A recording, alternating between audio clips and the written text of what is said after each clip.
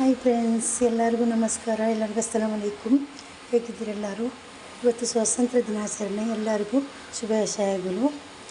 ಇವತ್ತು ನಾನು ಮಾಡ್ತಾಯಿದ್ದೀನಿ ದೂದ್ ಪೇಡ ಮಾಡೋದಕ್ಕೆ ನಾನು ಅರ್ಧ ಲೀಟರ್ ಹಾಲನ್ನು ತೊಗೊಂಡಿದ್ದೀನಿ. ಎಷ್ಟು ಬೇಕು ಅಷ್ಟು ತೊಗೋಬೋದು. ಒಂದು 50 ಗ್ರಾಮಷ್ಟು ಹಾಲಿನ ಪೌಡರು, ಒಂದು 50 ಗ್ರಾಮಷ್ಟು ಸಕ್ಕರೆಯನ್ನು ತೊಗೊಂಡಿದ್ದೀನಿ. ಮೆಜರಲ್ಲಿ ಸಕ್ಕರೆ ಬೇಕಿದ್ದರೆ ಸ್ವಲ್ಪ ಕಮ್ಮಿ ಮಾಡ್ಬೋದು. ಈಗ ಹಾಲನ್ನು ಬಿಸಿ ಮಾಡೋಕ್ಕಿಡುವ. ಹಾಲನ್ನು ಆಗೋದಕ್ಕೆ ಇಟ್ಟಿದ್ದೀನಿ ನಾನು.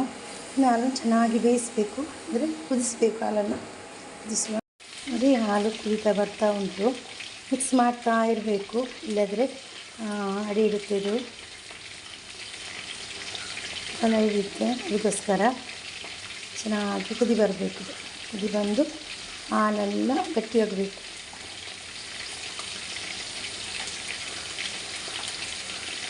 ನೋಡಿ, ಗಟ್ಟಿ ಆಗ್ತಾ ಬಂತು ಹಾಲು.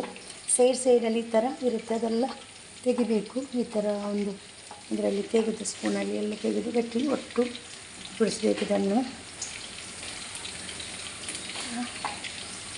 ಇನ್ನು ಹಾಲಿನ ಪೌಡರನ್ನು ಸ್ವಲ್ಪ ಹಾಲು ಮಾಡಲಿಕ್ಕುಂಟು. ಹಾಲು ಮಾಡುವುದನ್ನು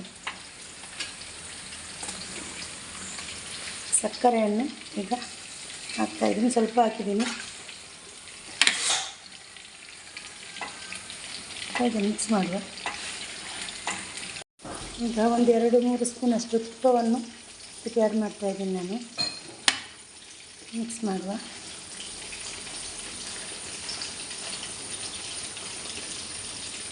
ಸೈಡಲ್ಲಿ ಇದ್ದದನ್ನು ಈ ಥರ ತೆಗಿಬೇಕಿಲ್ಲ.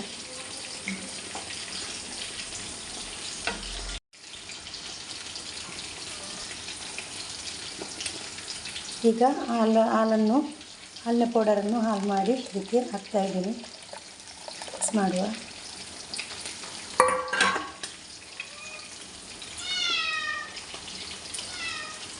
ಎರಡು ಸಹ ಚೆನ್ನಾಗಿ ಗಟ್ಟಿಯಾಗಬೇಕು.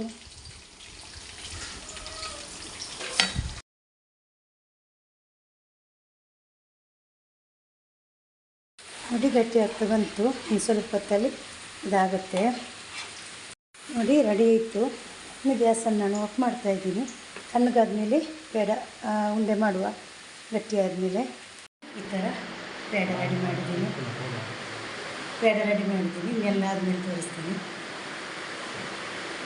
ನೋಡಿ, ದೂದ್ ಪೇಡ ರೆಡಿ ಆಯಿತು. ಬೇಕರಿಯಿಂದ ತರೋಗಿಂತ ಮನೆಯಲ್ಲೇ ಮಾಡಿ ಮಕ್ಕಳಿಗೆಲ್ಲ ಕೊಡ್ಬೋದು. ಡಬ್ಬದಲ್ಲಿ ಹಾಕಿ ಇಟ್ಟರೆ ಏನೂ ಆಗೋದಿಲ್ಲ. ಸ್ವಲ್ಪ ಫ್ರಿಜ್ಜಲ್ಲಿ ಇಟ್ಟರೆ ಏನೂ ಆಗೋದಿಲ್ಲ. ಕೆಲವು ದಿವಸ ಬರುತ್ತೆ.